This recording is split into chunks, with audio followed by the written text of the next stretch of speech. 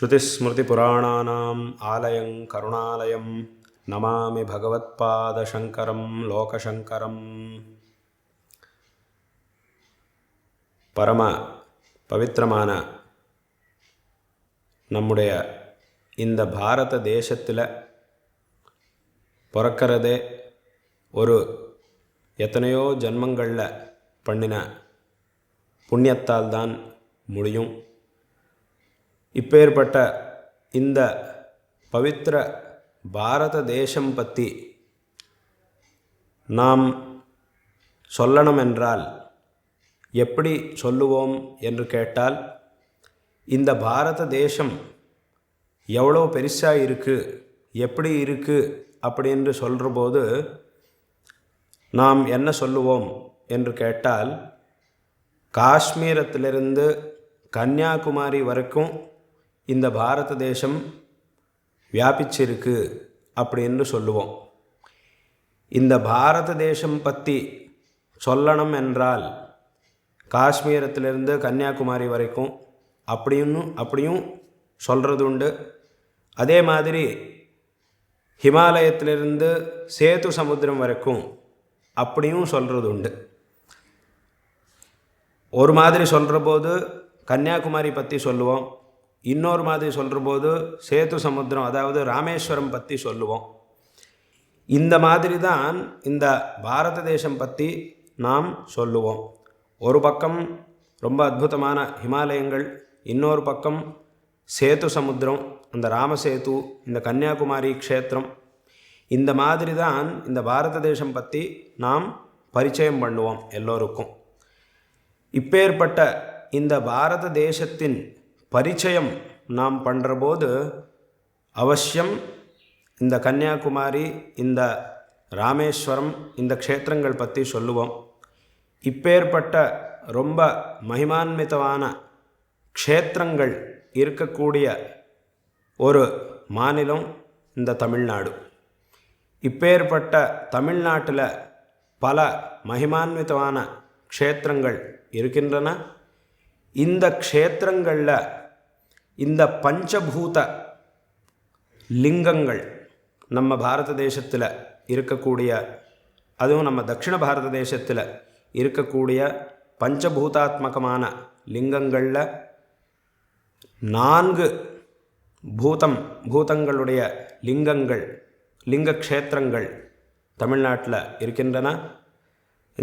அந்த 5 லிங்கங்களில் ஒரு லிங்கம் ஸ்ரீகாளஹஸ்தியில் இருந்தால் மற்ற லிங்கங்கள் எல்லாம் நம்ம தமிழ்நாடு மாநிலத்தில் இருக்கின்றன.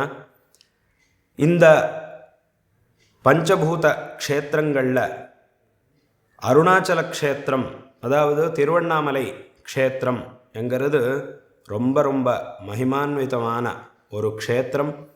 இந்த க்ஷேத்திரத்தின் மகிமை பற்றி நாம் பல கிரந்தங்களில், புராணங்கள் இத்தியாதி முதலான பல கிரந்தங்களில், விசேஷமாக தமிழ் சாகித்யத்திலையும் கிரந்தங்கள்லேயும் நாம் இந்த க்ஷேத்திரத்தின் மகிமை பற்றி நாம் நன்றாக பார்க்க முடியும். ஒரு வருஷத்தில் எத்தனையோ பக்தர்கள் பல இடங்கள்லிருந்து இந்த அருணாச்சல க்ஷேத்திரத்துக்கு வந்து சுவாமியின் தரிசனம் பண்ணி அங்கே கிரி பிரதட்சணத்தையும் ரொம்ப ஸ்ரத்தையோடு பண்ணி பகவானுடைய அனுகிரகத்துக்கு பாத்திரம் ஆயின்றிருக்கார். அப்பேற்பட்ட இந்த பரம பவித்திரமான அருணாச்சல க்ஷேத்திரத்தில், திருவண்ணாமலை க்ஷேத்திரத்தில்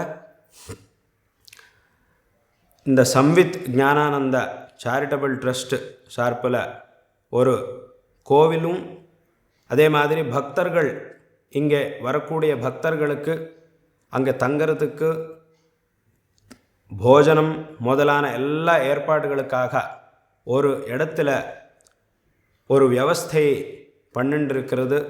மிகவும் சந்தோஷகரமான ஒரு விஷயம்.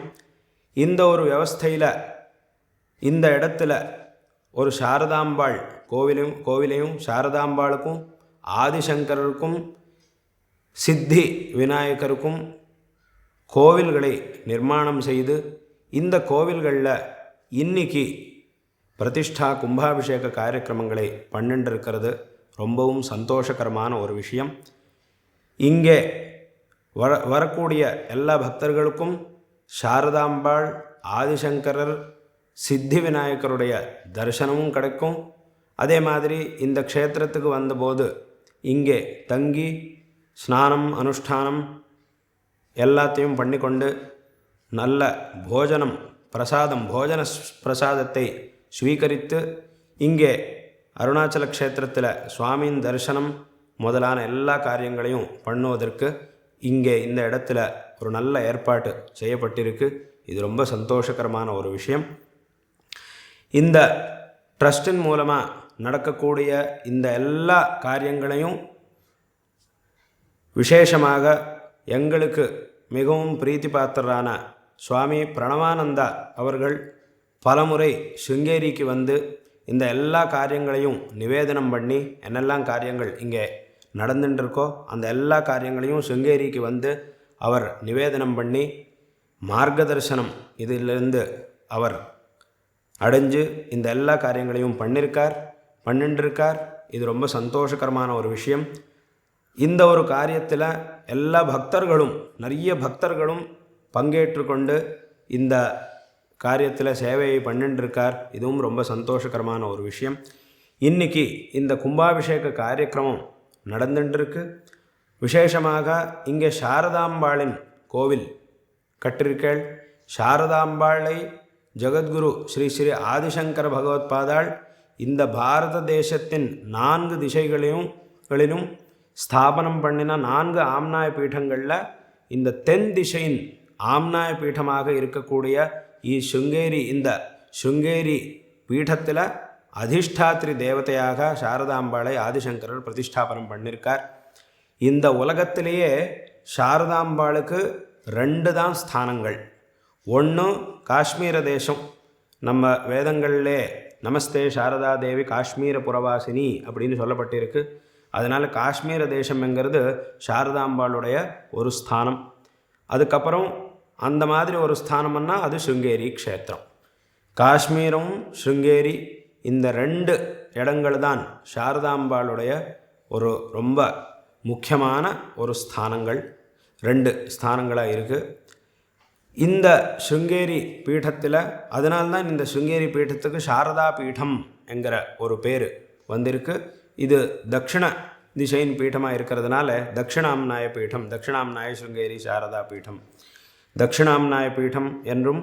அதே மாதிரி ருஷ்யஸ்ருங்க மகர்ஷிகள் தபம் பண்ணின புனீதமான இடத்துல இந்த பீடம் இருக்கிறதுனால இதுக்கு சிருங்கேரி பீடம் என்கிற ஒரு பேர். தக்ஷிணாம்நாய சிருங்கேரி சாரதா பீடம் என்கிற ஒரு பேர் இந்த பீடத்துக்கு வந்திருக்கு. இப்பேற்பட்ட இந்த பீடத்தில் நித்தியமும் அம்பாளுடைய சாரதாம்பாளுடைய ஆராதனம் நடந்துட்டுருக்கு. அப்பேற்பட்ட அந்த சக்தி ஸ்வரூபிணியான சாரதாம்பாளுடைய ஒரு சன்னிதானத்தை இந்த திருவண்ணாமலை க்ஷேத்திரத்தில் நிர்மாணம் பண்ணி அங்கே இன்றைக்கி இந்த கும்பாபிஷேகம் பண்ணிட்டு இருக்கிறது ரொம்ப சந்தோஷகரமான ஒரு விஷயம். அதே மாதிரி ஆதிசங்கர பகவத்பாதாளுடைய சன்னிதானம் இந்த இடத்துல நீங்கள் நிர்மாணம் பண்ணிருக்கேள். ஆதிசங்கர பகவத்பாதாள் அவதாரம் பண்ணினதுனால்தான் இன்றைக்கி இந்த தேசத்தில் இந்த சனாதன இந்து தர்மம் என்கிறது இன்றைக்கும் இதை நாம் எல்லோரும் ஆச்சரணம் பண்ணிட்டுருக்கோம். இன்றைக்கும் இந்த தர்மம் என்கிறது இருக்குது. அவர் அவதாரம் பண்ணி இந்த தர்மோத்தாரம் பண்ணி எல்லா மக்களுக்கும் நாம் இந்த ஒரு வாழ்க்கையை பயன்படுத்தி கொள்ளணும் என்றால் எந்த வழியில் போகணும் என்கிற ஒரு விஷயத்தை ரொம்ப தெளிவாக அவருடைய கிரந்தங்களில் உபதேசம் பண்ணியிருக்கார். அப்பேற்பட்ட மகாபுருஷர் ஆதிசங்கரர் இந்த தேசத்தில் இந்த உலகத்திலேயே யாருக்காவது நான் என்னுடைய வாழ்க்கையை எப்படி பயன்படுத்தி கொள்ள வேண்டும் என்கிற ஒரு கேள்வி மனசில் வந்தால் அந்த கேள்விக்கு சரியான ஒரு ஜவாபு ஆதிசங்கரருடைய கிரந்தங்கள்லேருந்து உபதேசங்கள்லேருந்து கிடைக்கும். அப்பேற்பட்ட திவ்யோபதேசங்களை பண்ணினவர் ஜகத்குரு ஸ்ரீ ஆதிசங்கர பகவத்பாதாள். இந்த உலகத்தில் எத்தனையோ பேர் நல்ல விஷயங்கள் பற்றி உபதேசம் பண்ணியிருக்கிறார். ஆனால் அவர்களுக்கும் ஆதிசங்கருக்கும் என்ன வித்தியாசம் அப்படின்னு கேட்டால், ஆதிசங்கரர் என்ன உபதேசம் பண்ணியிருக்காரோ அந்த உபதேசங்களில் நம்முடைய மனசில் வரக்கூடிய எல்லா கேள்விகளுக்கும் அதுக்கு ஜவாபு கிடைக்கும். எல்லா கேள்விகளுக்கும் நமக்கு ஜவாபு அங்கே கிடைக்கும். அப்பேற்பட்ட ஒரு மார்க்கம், ஒரு சித்தாந்தம் என்றால் அதுதான் அத்வைத சித்தாந்தம். இந்த ஒரு அத்வைத சித்தாந்தத்தில் தான் எல்லா கேள்விகளுக்கும் நமக்கு ஜவாபு கிடைக்கும். அப்பேற்பட்ட ஒரு அத்வைத சித்தாந்தத்தை ஆதிசங்கரர் உபனிஷத்துகளிலிருந்து நமக்கு உபதேசம் பண்ணியிருக்கார். அந்த ஒரு வழியை காட்டி கொடுத்திருக்கார். அவருடைய ஒரு திவ்ய சன்னிதானம் இந்த இடத்துல இருக்கிறது நீங்கள் பண்ணியிருக்கிறது ரொம்ப சந்தோஷகரமான ஒரு விஷயம். அதே மாதிரி சித்தி விநாயகர், நம்ம என்ன காரியம் பண்ணணும் என்றாலும் முதல்ல விநாயகருக்கு பிரார்த்தனை பண்ணி தான் இந்த காரிய சித்தியை நாம் எல்லா காரியங்கள்லேயும் அடைஞ்சுட்டு இருக்கோம், அடையிறோம். அப்பேற்பட்ட சித்தி விநாயகர் சந்நிதியும் இந்த இடத்துல பண்ணியிருக்கிறது ரொம்ப சந்தோஷகரமான ஒரு விஷயம். இந்த சந்தர்ப்பத்தில் உங்களுக்கு எல்லோருக்கும் நாராயண ஸ்மரணபூர்வமாக ஆசீர்வாதம் பண்ணிட்டு இருக்கோம். இந்த ஒரு கோவில்லையும் இங்கே பக்தர்களுக்காக வேண்டி எல்லா ஏற்பாடுகளையும் பண்ணுறதுக்கு நீங்கள் எல்லோரும் ரொம்ப முயற்சி நிறைய வருஷங்களாக பண்ணிட்டுருக்கேள். இது ரொம்ப சந்தோஷகரமான ஒரு விஷயம். நீங்கள் எல்லோரும் இதுக்காக ரொம்ப முயற்சி பண்ணியிருக்கேள். ஏன்னா அப்பப்போ நான் ஆரம்பத்தில் சொன்ன மாதிரி எல்லோரும் பல முறை சிங்கேரிக்கு வந்து இங்கே என்னெல்லாம் நடக்கிறது முதலான எல்லா விஷயங்களையும் இங்கே தெரிவிச்சுட்டு நீங்கள் நிறைய காரியங்களை இங்கே பண்ணிட்டுருக்கேள். அது ரொம்ப சந்தோஷகரமான ஒரு விஷயம். அதனால் இந்த ஒரு சந்தர்ப்பத்தில் இதுக்காக, இந்த ஒரு காரியத்துக்காக விசேஷமாக முயற்சி பண்ணின எல்லா பக்தர்களுக்கும் நாம் நாராயண ஸ்மரண பூர்வமாக ஆசீர்வாதம் பண்ணிட்டுருக்கோம். அதே மாதிரி இந்த எல்லா காரியங்களையும் பண்ணுறதில் உங்களுக்கு நன்றாக மார்க்கதர்சனம் பண்ணிட்டுருக்கார் சுவாமி பிரணவானந்த அவர்கள். அவருக்கும் இந்த சந்தர்ப்பத்தில் ஆசீர்வாதம் பண்ணி இன்றைக்கி இங்கே வந்திருக்கக்கூடிய எல்லா பக்தர்களுக்கும் நாம் நன்றாக ஆசீர்வாதம் பண்ணிட்டுருக்கோம். இன்னும் இங்கே என்னெல்லாம் காரியங்கள் நடக்க வேண்டியிருக்கோ அந்த எல்லா காரியங்களும் ஸ்ரீ சாரதா பரமேஸ்வரி சாரதாம்பாளுடைய, அதே மாதிரி பகவான் சந்திரமௌலீஸ்வரனுடைய, அதே மாதிரி இந்த தட்சிணாம்னாய சுங்கேரி சாரதா பீடத்தின் அதிபதிகளான ஜெகத்குரு ஸ்ரீ ஸ்ரீ பாரதி தீர்த்த மகாஸ்வாமிகள் எங்கள் குருநாதர், அவருடைய பரிபூர்ணமான அனுகிரகத்தால் வருங்காலத்தில் நடக்க வேண்டிய எல்லா காரியங்களும் சிறப்பாக நடக்கட்டும். இங்கே வந்து யார் பக்தர்கள் இந்த க்ஷேத்திரத்துக்கு வந்துட்டுருக்காரோ அந்த எல்லா பக்தர்களுக்கும் நீங்கள் இங்கே பண்ணின ஏற்பாடுகளால் எல்லோருக்கும் இதனுடைய பயன் எல்லோருக்கும் கிடைக்கட்டும் அப்படின்னு இந்த சந்தர்ப்பத்தில் ஆசீர்வாதம் பண்ணுறோம். எல்லோருக்கும் எல்லா ஸ்ரேயஸ்களும் கிடைக்கட்டும் அப்படின்னு ஆசீர்வாதம் பண்ணிட்டுருக்கோம்.